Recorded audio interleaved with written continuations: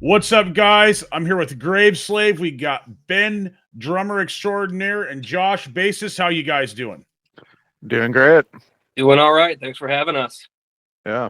No problem. Looking forward to talking with you guys. I had the privilege of listening to your guys' latest release. Pretty awesome.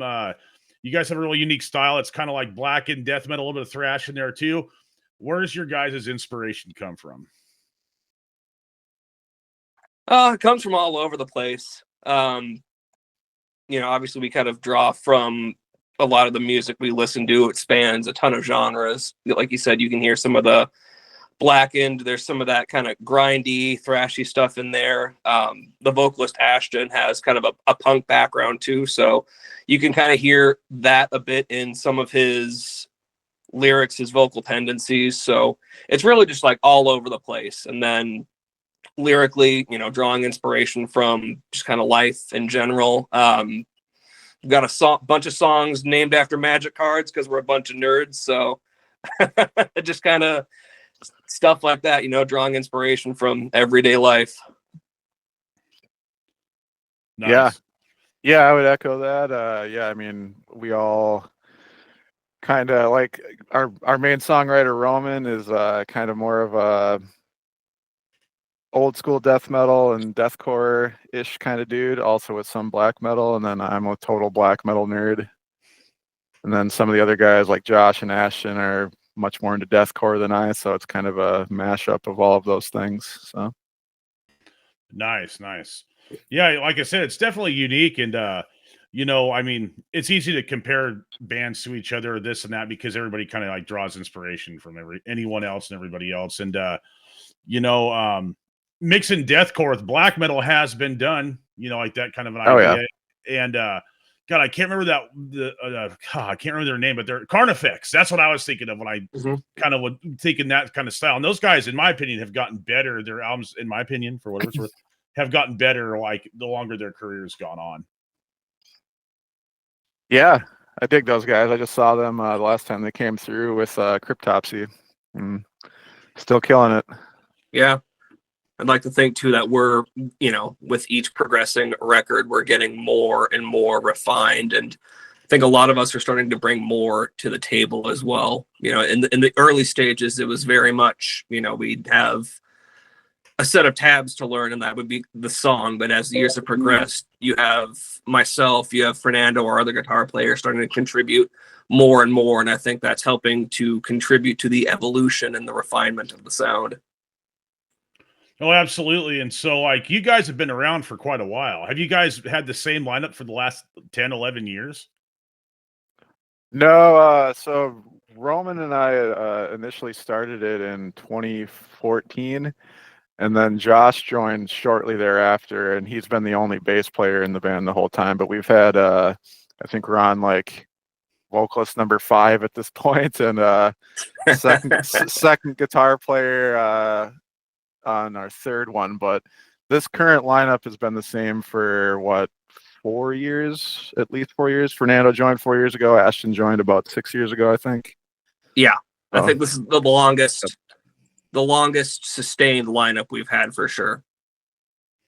Man, it's tough to keep people around, and I mean, 4 years is even a good chunk of time to have the same members in a band. And it's just like any other sort of close personal relationship. People come and go, but having like you guys were talking about, having the same core dudes be there probably really, gives the life to the band. And, obviously adding everybody contributing more ideas and stuff like that, the music's just going to be stronger and better. And, okay, so what's the differences between your latest release and the previous one? How have you guys grown musically?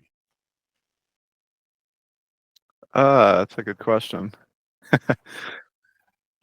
I think our last release was, I guess in my opinion, I think leaning a little more into the,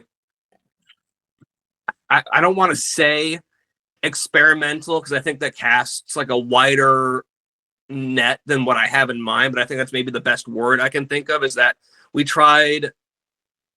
there were more new things that we were trying on the previous release to kind of feel out how can we expand the sound, but do so in a way that kind of sticks well with the established base we have. Like how do we take what we have, add new elements in it, but add the right new elements. You know what I mean? So I think there was a lot of trial of that on the previous release, and with this one, we've incorporated some of those new elements, kind of phased out some of the others where we maybe didn't feel fit as well.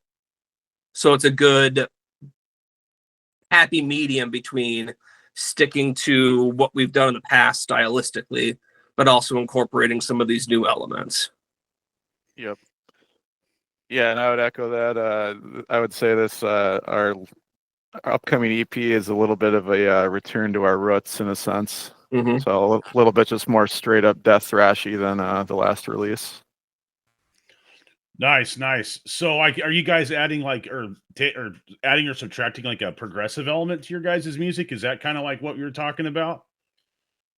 I guess the progressive element kind of ebbs and flows. I think it shows up more on some songs than others.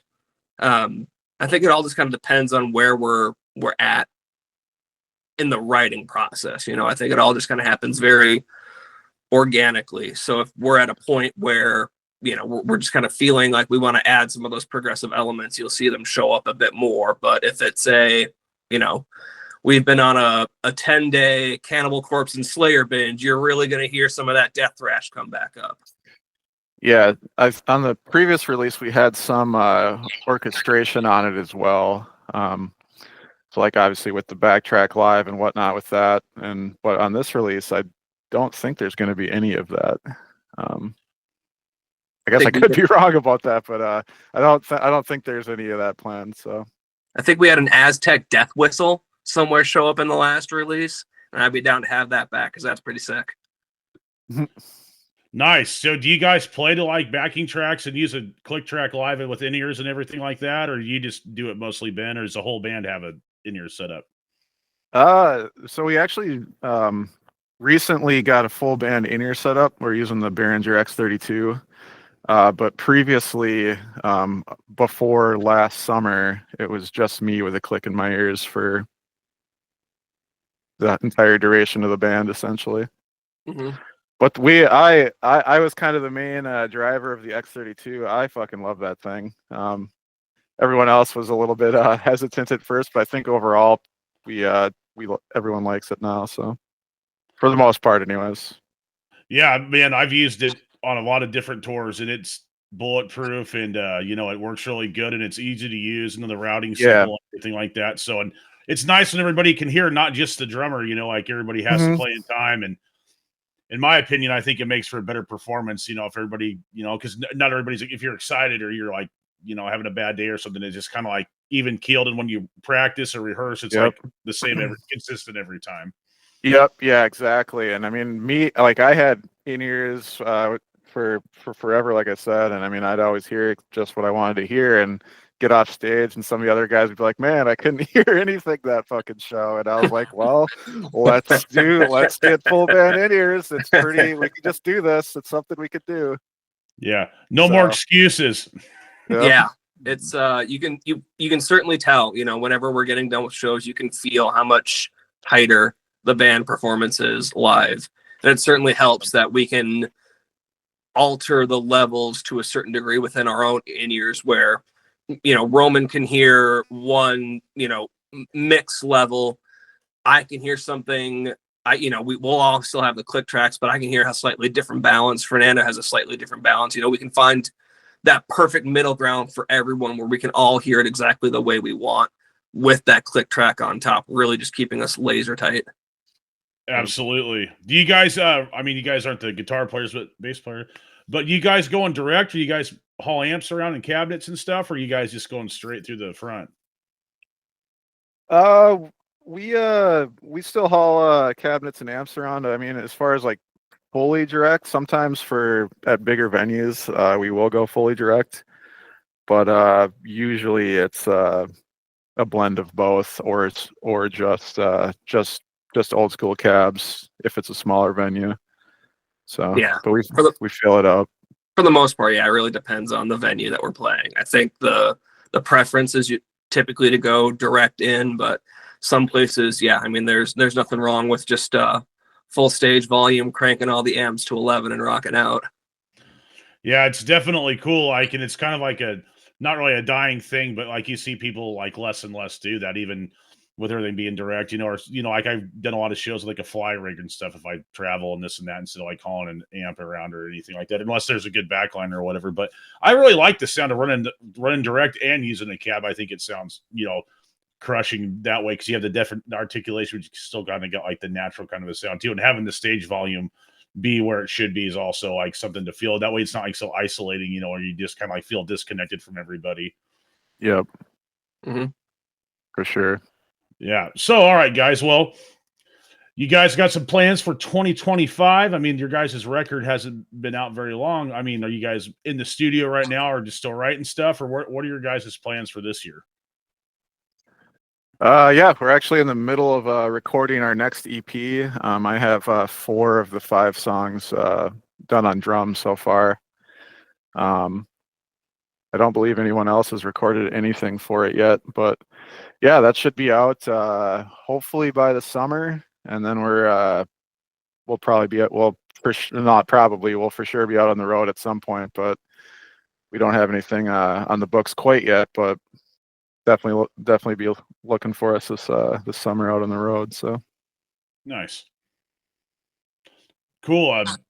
Josh, like when you travel and you guys tour, what kind of gear do you bring? Do you bring a couple basses? Do you bring a full like a Ampeg 8x10 or what do you take with you, man?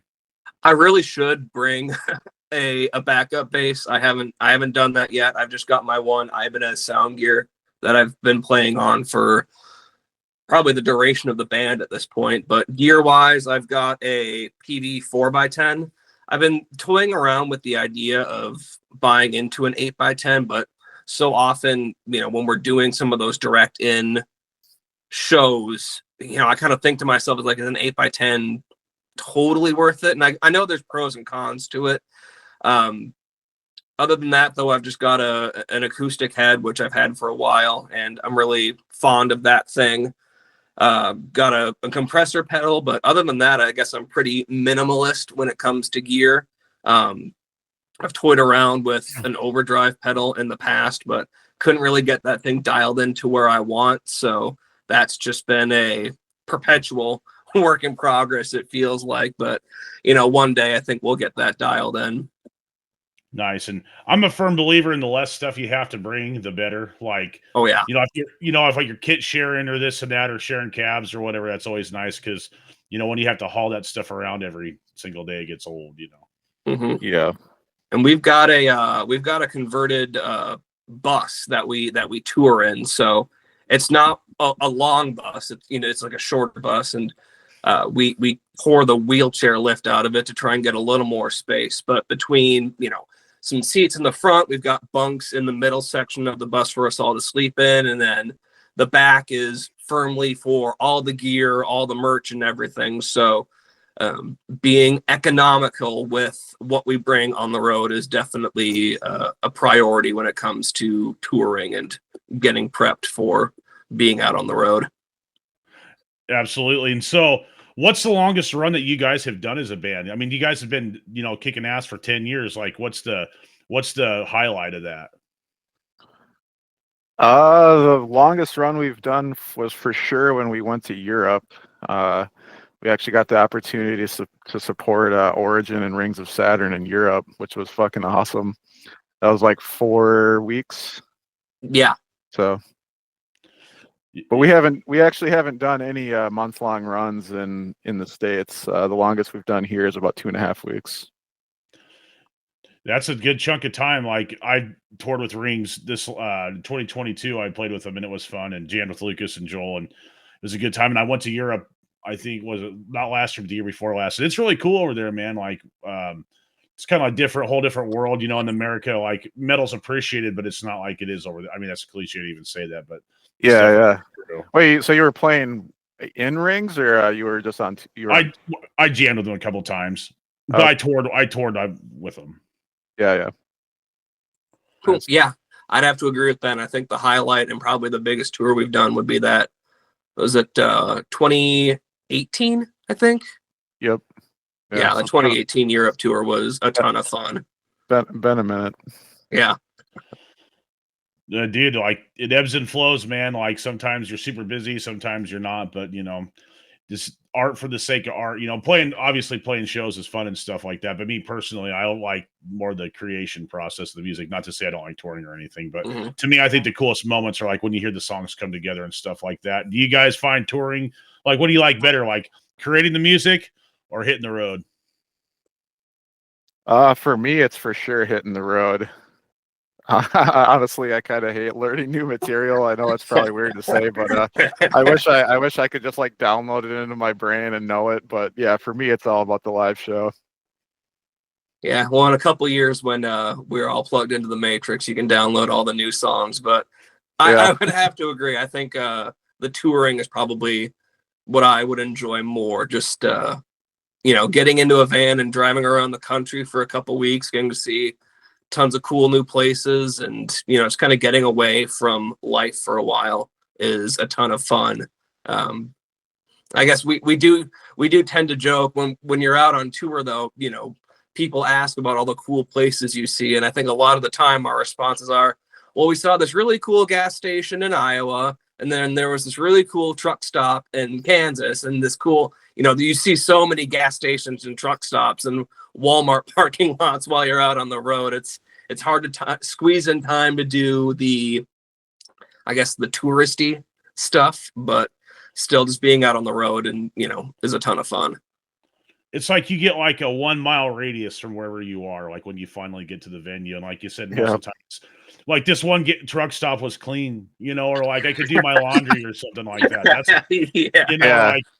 like going to Planet Fitness, everybody's got a black card so they can take a shower. That's what it's really like, because people ask all the time, like, oh, it's super cool and this and that. It's like, well, it's cool, but like, you're not staying in a motel room, you're not eating good food. It's great, but it's not like, people think it's a party on wheels. And I mean, it can be, but it doesn't last very long, Yeah, this last run we did last summer, it was like 85 degrees for the whole first week of the run, and we were sleeping in the bus every night and didn't want to leave it running, of course. So no AC, 85 degrees. We all got sick. It was pretty fucking brutal.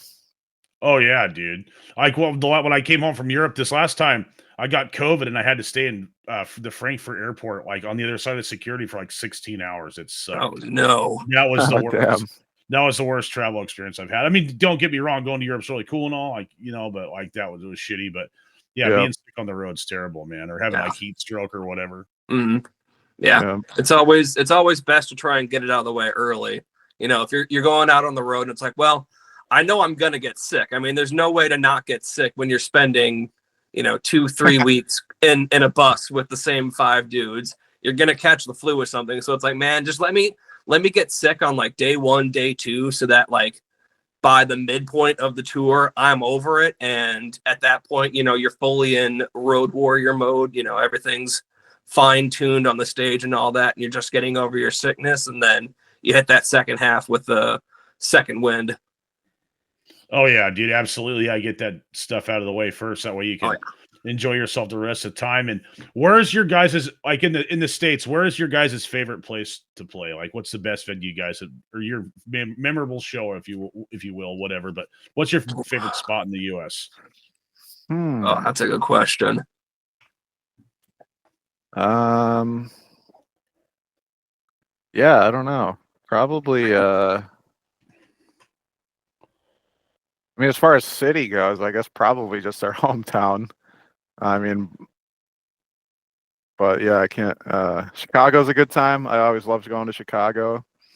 Played down there a few times, mostly at the Live Wire, if you've ever been there. What was we played a bar arcade in Milwaukee last tour. Oh yeah, that was a super cool spot. The X-Ray Arcade, I think. X-Ray, that place was a ton of fun. Yeah. That was with Macabre. Yeah. Those guys are good friends of ours. I personally enjoyed. We played when we were in Seattle 2 tours ago. We played the side room at the El Corazon. That place was kind of cool. I enjoyed the fun playing house. there. Yeah. Yep. Yeah, that's not too far for me. Like Seattle's only like a 3-hour drive, which is not too bad if you've driven a lot before. But like I'd have to say my favorite place was probably what was it? The La Poison Rouge in New York City was killer, or Live and Loud in Dallas, Texas was awesome. That was a good spot too. Okay. We haven't made it down to Texas yet. We'll have to earmark Live and Loud. Our one New York show, we were playing a club that ended up getting shut down. So we had to hop on I think it was just like an old school punk show. They were super cool, happy to have us on there. But that was quite an experience, driving from, I think it was North Carolina. It was Morgantown, West Virginia. So West Virginia. Yeah. Driving from West Virginia to New York, knowing the show had been canceled. The whole time we're trying to scramble to find a last minute replacement. So that was quite an experience. Yeah, it's the original venue got shut down because somebody OD'd and died in the bathroom like 2 days before our show. So it's not good news, but yeah, we ended up salvaging the show. So played a punk show and I think an Irish tavern in Queens, and it was a ton of fun. Yeah. Oh, that'd be killer, man. I mean, get some good beers, and it's definitely like a positive vibe. People probably were super into it, so that's cool. Oh, yeah. Yeah, it was kind of cool. It was it was like an all local punk show, and plus us, that random death metal band from Minnesota. So hey, some of those old crusters probably still know how to thrash. They were, into it. So it's all coming from the same tree, and freaking whatever. And what's the worst drive that you guys have been on? Like, what was the worst stretch? Like how, like distance wise or whatever? Like, the worst dude, drive? that's gotta be Salt Lake City to Denver, because not only is it already a fucking terrible drive, super long, but our bus was like overheating constantly the whole way. So we kept having to. We actually blew some radiator hose or something. We were JB welding it together the whole way back and the whole way to Denver, and man, it took us like 18 hours or something ridiculous, because we'd have to, the van would overheat, we'd blow the pipe, pull over, let it cool down, put more JB weld on, keep going. Man, I mean, like going through Wyoming is terrible. Mm-hmm. Like I remember we stopped to get at I think it was like a Love's or something like that. I can't remember where. And like I asked the lady that was at the counter, I said, "What do you guys do for fun around here?" And she says, "The bar opens at 3 and we blow shit up." And that is like literally anything. There's nothing there. I mean, don't get me wrong, Wyoming's a beautiful place, but like it's not fun to drive through. All you see is like those snow breaks. Mm-hmm. Just for everywhere, or there's like road construction constantly. I'd say that like from Salt Lake City to Denver, or going from Denver to like Lawrence, Kansas, like almost into Missouri, like that's a long one too. Like we talked about, like a gas station in the Midwest, like it's like looking like Fallout out there sometimes when you like open your eyes at like 5 or 6 o'clock in the morning in the summertime, and like there's just like nothing but dirt. Yeah, I would. Ben is definitely right. I think that Denver trip was the worst.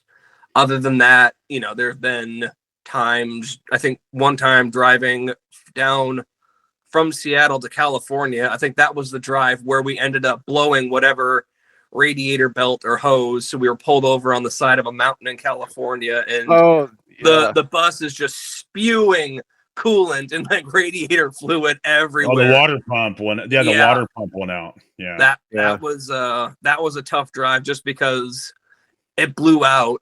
And we kind of scrambled how do we fix it to at least get to the next gig? And it wasn't until that initial shock wore off that we kind of realized, like this isn't going to be a today problem. This is a rest of tour problem. Right. Yeah, that was rough. That was on the mountain on the way to what's that city in Northern California? Like from Reno going into California. Like Redding? Yeah, somewhere around there.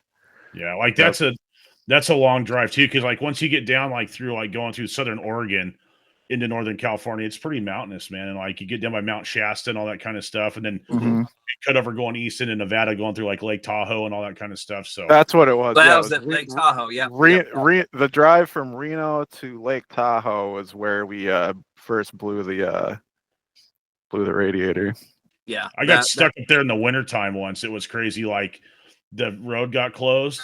And I remember we were trying to put chains on, and it was just like we had to stay there. Like it was the shits. It's a treacherous. I mean, people were eating each other up there, not too long ago. Yeah. Oh yeah, Donner Party probably went through that area, give or take. Exactly.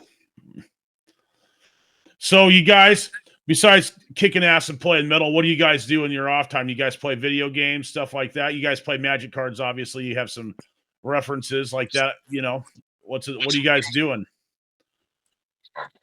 Yeah, Magic the Gathering is a big one. I'm a big sports guy, so if there's a game on, I'm usually watching it or listening to it on a headphone or something. Video games, kind of, sort of. I guess I'm kind of casual gamer. I play Halo and big into Cyberpunk lately, but pretty much heavy metal, Magic, sports, that's me. How about them Vikings, man? What'd you think of that that game? It did not hurt me. I am not a Minnesota Vikings fan. I'm originally from Washington, so I'm as far as football goes, Seahawks fan, but I also follow the Mariners and the Kraken. So I was upset the Vikings lost. Not because the Vikings lost, but because the Rams won. That was my heartbreak for the evening. But hopefully Philly will avenge us. Bird Bros take out the Rams on I think Saturday? No, Sunday. Yeah, whatever day the divisional round is. Go Eagles. I like the Eagles too. Like I have a Reggie White jersey from back in the day. I'm a huge fan. I like the Eagles. They're my NFC team. Them, and then probably Detroit this year. I'd like to see Detroit win, man. Like I don't think they've ever won a Super Bowl, or it's been like 70 years or something if they have. But yeah, my gosh, their fans totally deserve it. I mean, to stick through all of the rough years Detroit has had, like that 0-16 team in 2008, and then finally making it to the postseason for the first time in forever. Like it was like 10 years ago, that game against Dallas, where they picked up the pass interference flag, and everyone's like, "You've got to be kidding me!" That was so blatant PI. I hope the Detroit Lions win it all, just because I mean their fans deserve it, man. They've suffered so much heartbreak, and I'm really stoked to see how well they've been doing. Oh yeah, dude, and they got screwed last year too. And when they played Dallas in the regular season, they ran that option to the tackle like 3 times and scored each time. Yeah, the play where Dan Skipper reports is eligible, and then the referee was like, "Oh no, it was that other lineman." So then it was like an illegal touching or something like that. Stupid. Yeah. Stupid. What about you, Ben? What do you do? Are you out there playing Magic cards, gambling, doing drugs? What do you do? Yeah, I mean, I guess all of the above to some degree, but yeah, no, I like playing Magic. I used to be way more into it than I am now, but yeah, as far as video games go, I'm really into Civilization. If you've ever played that. Oh yeah, I remember playing that on a Mac computer back in the day, dude. Oh yeah. Nice. Yeah, super stoked for Civ 7 coming out in like a month, but I'm a total aquarium nerd actually as well. I'm actually sitting in my fish room right now, so there's one of them. Nice. And there's another one. Killer, man. Yeah. So that's been a big hobby of mine. I actually started breeding fish too in the other room. I got like 15 tanks over there, so that's probably my main hobby outside of music. You guys use those things to catch pike up there? Yeah, yeah. I mean, I like fishing too. I don't think I went at all last year, but yeah. Nice. Fishing's a good time, man. Do you play real-time strategy games? I mean, besides Civilization? I used to be like super big into StarCraft and Age of Empires. But yeah, I haven't played those games in years. Warcraft 3 as well, but I was a Yeah, super huge World of Warcraft nerd when that came out. I was playing that like 40 hours a week for a while. that's like having a career, dude. Like that's Yeah. crazy. Like I Yeah. have friends that play WoW that like if you get killed, like you have to restart. It's like an Oh Elden yeah. Ring or like a Dark Souls kind of thing. I mean, it's not for me, but dude, Age of Empires 4, that game is awesome. Like it's Oh not as yeah. good as 2, but it's pretty rad, man. Like I like that game. Like I don't really play video games much either, but if I do, I play like stuff like that. Because some of the matches can last like like a couple hours here and there, so I'm usually good if I Yeah. play. Yeah, Civilization's really the only game I've like put any considerable time into in like 7 or 8 years. I mean, I'm pretty stoked for the new Grand Theft Auto. I always play those whenever they come out, but other than that, it's pretty much just Civ for me. Nice, man. Nice. So, are you guys going to NAMM this year? No, I wish. That'd be sick. Yeah, that's certainly a bucket list item. It'd be cool to get out there one of these years. Yeah, I'm gonna go with folks from Arachnid were kind enough to invite me, so I was like, oh hell yeah, man, and I totally appreciate it. But like, dude, I was getting nervous that it may not be there because of the wildfires, and I'm glad that it's Oh fuck. still gonna happen. But yeah, man, that's terrible stuff down there. I'm sure you guys see it on the news too. But Mhm. are you guys got any immediate plans for 2025? Like, you guys got any cool shows coming up? Do you guys got any thing in the works? Like, what are you guys working on? Yeah, I guess the biggest concrete thing right now is just getting this new EP done and released, which is the second part or the companion to the EP we put out last. So I think we're gonna try and set up some shows around that. But yeah, I mean, right now everything is just firmly focused on getting this new record recorded and mixed and mastered and ready to go. Yeah, I Nice. think we literally only have one show on the books right now, which is Slam Dakota, which is always a good time. Oh yeah, that's a cool festival, dude. Like, so lots of different types of metal. Most of slam bands are brutal stuff, but it's Yep. fun nonetheless. Yeah.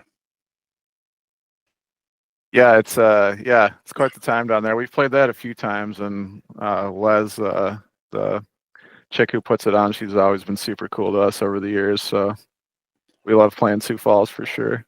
Yeah. So like the Midwest has a really good metal scene. Like it really does. I mean, there's some people say it's kind of like, over here where there's not a lot to do or this and that, but like every time I've been through that area, it's, from state to state, it's always been, people are super nice. People are super into the music and, it's gotta be good, for your guys' band. And maybe that's contributed to your longevity because dude, like I said earlier, 10 years of playing music and with the same, different lineup here and there, but like, to stick around as an entity for 10 years is a lot of time. And, you guys have, done some serious touring. You guys have been to Europe. You guys have, done a lot of cool stuff. And what's probably the most proudest moment that you guys have had? Ooh. I know they're fleeting and they don't last very long, but like, Dang. I mean, I think we already mentioned Europe. I mean, just all of our first tours ever was this band's first tour. Yeah. So that's a milestone. That was a thick milestone in any musician's career. So Yeah.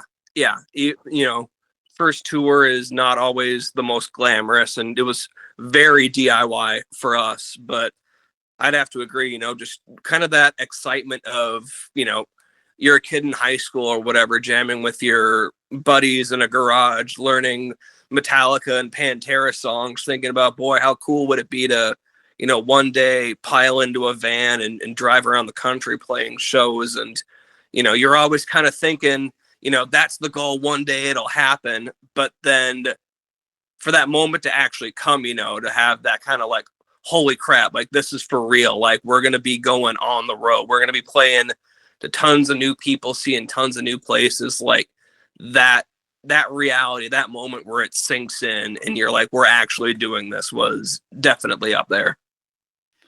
I completely agree. That's got to be the coolest part of it for sure. Yeah. Yeah, I mean, we've opened for a handful of legendary bands and stuff too. Like, I mean, we've opened for Deicide and Who else? I can't even remember at this point. But Played with Rivers of Nile. We played Black Crown Initiate. We played a show with Lorna Shore before they blew up. Yeah, so yeah. It's kind of funny to look back. I think that was a show. It was like it was a Metal Alliance tour or something, and we played the Minnesota stop. And looking at that bill, it was like Deicide, Svot Crown, Black Crown Initiate, and then like Lorna Shore. And you look at that bill, it's like, holy shit! Like 7, 8, however long ago, it's like that's a crazy bill looking back on it now. Oh yeah, dude. It's like Lorna Shore, huge, like surpassed like everybody that they were, playing with at that one. I mean, not to say, I'm a huge Deicide fan. I have been since, as a kid, but yeah, dude, they've like gone on to have a massive career. And what's the worst show that you guys have ever played? What was the worst experience that you had? That has to be, we played Stygian Rites Festival, which was like a mostly black metal, some death metal out in Rapid City, probably 7-ish years ago. It was the first and only show we've ever played, minus Roman, which is our founding guitar player. And on top of that, we had a fill-in vocalist. So we were playing a one guitar player show with a fill-in vocalist, and it was pretty rough. It was pretty bad. That was a bad one. We played at a brewery somewhere in Colorado, and I think it was Colorado. And it was just this big open room, super tall ceiling, so everything was super echoey, and it was such a spread out room that there was a decent amount of people in there, but they were all spread out, so it felt like you were playing to this big empty hall. And that one I remember being pretty tough. Yeah, it's rough. I think one time my worst show is I pissed myself when I was playing. I had to piss before we were gonna play, and I just couldn't hold it anymore because the stage was like vibrating and stuff, and I was like, I pissed myself. It wasn't too bad, but it was not a proud moment. Yeah. I'm like permanently nervous of that. I feel like I'm like pretty much before every show, I'm pacing around the venue, peeing every 5 minutes, no matter how big or small it is. Yeah.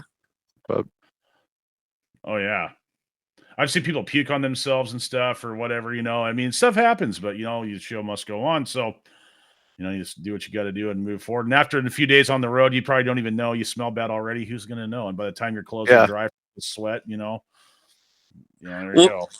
But you have a moment like that and it sucks in the moment. But then, 5-10 years down the line, it's just a funny story that you can look back on and laugh about.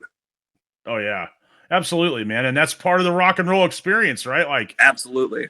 That's what this is all about is, making music and freaking traveling. And it's, it's not pretty. It's grimy. It's nasty. It's dirty. And that's why, it makes it what it is, because that's what the music is about. It's just like salt of the earth, shit, man. That's what it's all.